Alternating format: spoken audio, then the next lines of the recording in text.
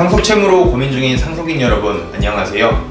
상속채무 해결사 법무법인 태승 더 스마트 상속의 허한욱 변호사입니다. 자, 오늘은 한정승인이란 도대체 무엇인가, 한정승인을 왜 하는가에 대해서 알아보는 시간을 가져보겠습니다. 자, 많은 분들께서 상속 포기에 대해서는 너무나 쉽게 잘 알고 계십니다. 말 자체에서도 직관적으로 상속을 포기한다. 아, 내가 상속에서 배제되는구나. 이렇게 이해를 하고 계십니다. 그래서 돌아가신 분께서 남기신 채무가 발견이 됐을 때 많은 분들께서 인터넷에 상속 포기를 검색해 보시고 실제로 저희에게도 상속 포기 때문에 왔습니다 라고 문의를 많이들 하세요. 그런데 우리 민법이 규정하고 있는 상속 채무에 대해서 상속인들이 채무를 떠안지 않기 위한 대응 방법으로는 상속 포기와 한정승인 두 가지 방법이 있습니다. 그리고 실제로 저희 법인에서 진행을 하는 대부분의 분들은 한정승인과 상속 포기를 함께 진행을 하십니다. 그렇다면 과연 한정승인이 무엇이고 무엇 때문에 한정승인을 같이 하는가, 오늘은 그 부분에 대해서 알아보도록 하겠습니다. 일단 우리가 상속 포기에 대해서는 너무나 직관적으로 알고 있다고 말씀을 드렸습니다. 그래서 상속 포기란 말 그대로 상속을 포기하는 것입니다. 그래서 상속을 포기하기 때문에 상속인의 지위를 처음부터 갖지 않았던 상태가 됩니다. 즉, 상속 재산이든 상속 채무든 아무것도 상속을 받지 않습니다. 그런데 한정승인은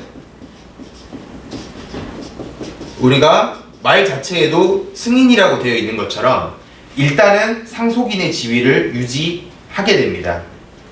다만 상속을 받는 사람의 상속 채무에 대한 책임의 범위를 한정시켜주는 것입니다. 좀 더 쉬운 말로 얘기해서 상속 포기는 내가 아예 상속인에서 빠져버리는 것이고 그런 방법을 통해서 채무를 상속받지 않게끔 하는 것이고요. 한정승인은 내가 상속인으로는 남아있지만 상속받은 채무는 상속받은 재산의 한정에서만 갚으면 되게끔 해주는 것입니다. 예를 들어서 만약에 돌아가신 분께서 남기신 재산이 10만원 밖에 안 된다. 그런데 남기신 채무가 10억이다. 그렇다면 이 10억에 대해서 남긴 재산이 10만원으로만 갚으면 되고 내 재산으로는 전혀 갚을 필요가 없게끔 해준다. 이게 바로 한정승인입니다. 자, 그러면 우리는 왜 상속에 대해서 한정승인을 고려를 해야 될까요? 만약에 우리 가족 중에서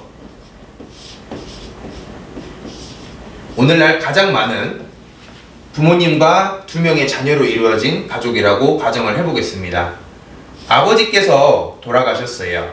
그러면 배우자와 자녀분 2분, 이렇게 3분이 상속인이 되십니다. 그런데 만약에 3분이 다 상속 포기를 한다. 이 자녀들이 있을 수도 있고 돌아가신 분의 부모님이 있을 수도 있습니다. 그러면 만약에 자녀들이 다 상속 포기를 하면 손자녀들이 상속인이 될 거고요. 이렇게 다 상속 포기를 한다고 하면 후순위 상속인인 돌아가신 분의 부모님이 상속인이 될 겁니다. 또 상속 포기를 한다고 하면 돌아가신 분의 형제 자매가 상속인이 될 것이고, 이런 식으로 우리 민법은 사촌까지 상속인이 되게끔 규정을 하고 있기 때문에 순차로 사촌까지 상속인의 지위가 넘어가게 되어 있습니다. 그렇기 때문에 가장 많은 분들이 한정승인을 고려하는 가장 큰 이유는 자신의 친척들, 후순위 상속인들에게 이 상속인의 지위가 넘어가지 않도록 하기 위해서입니다.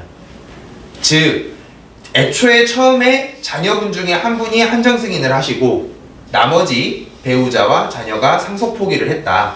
이렇게 3분이 한정승인과 상속 포기를 했다면 더 이상 상속인 지위가 손자녀나 부모님, 다음에 망인의 형제 자매 등 후순위 상속인으로 넘어가는 것 없이 3분 안에서 채무에 대한 대비가 가능하게 됩니다. 그래서 첫 번째 이유, 한정승인을 하는 첫 번째 이유는 내가 후순위 상속인으로 돌아가신 분의 상속 채무가 넘어가는 것을 원하지 않기 때문입니다. 만약에 우리 가족은 전체가 다 상속 포기를 하기로 협의가 됐다, 우린 그걸 원한다 라고 하시면 얼마든지 상속인 지위가 될 수 있는 사촌 이내의 혈족들끼리 다 같이 상속 포기를 하셔도 무방합니다. 자, 한정 승인을 하는 두 번째 가장 큰 이유는 돌아가신 분의 재산을 상속을 받고 싶다는 기대를 유지하고 싶기 때문입니다. 이게 무슨 말이냐? 예를 들어서 나는 지금 돌아가신 분이 어떤 재산과 채무를 남겼는지 전혀 모른다. 그런데 뭔가 돌아가신 분이 생전에 채무도 있긴 했는데 재산도 좀 적지 않게 있었을 것 같다. 그래서 정확하게 알지는 못하지만 재산이 많다라면은 그 재산을 좀 받고 싶고, 채무가 많다라면은 채무에 대한 대비를 좀 하고 싶다. 이런 분들이 있습니다. 물론 요즘에는 정부24에서 뭐 안심상속 원스톱 서비스라든지 뭐 금융감독원 상속인 금융거래 조회 서비스라든지 이렇게 돌아가신 분의 대략적인 재산과 채무를 파악할 수 있는 제도가 확보가 되어 있기 때문에 이런 걸 이용해서 기본적인 재산 채무를 알아볼 수도 있겠지만, 뭐 이런 걸 이용하시지 않는다든지 어떠한 이유로 이용하는 게 좀 제한이 된다든지 재산 채무를 아실 수가 없는 분들도 종종 있습니다. 그런 경우에 혹시라도 재산이 많다라면은 재산을 받고 싶다. 하지만 채무에 대한 대비도 동시에 하고 싶다. 그러면은 한정 승인을 하셔서 재산이 많을 때에는 재산을 나눠 받으시면 되고, 만약에 그 재산을 초과하는 채무가 나오게 되면 그 재산으로 채무를 갚아버리고 내 재산으로는 채무를 떠안지 않아도 되는 이런 안전장치를 걸 수가 있겠습니다. 예를 들어서 이런 경우도 있겠죠. 돌아가신 분이 현재는 남기신 재산이 더 많아요. 조회 같은 걸 했을 때 파악된 채무가 이만큼이 있어요.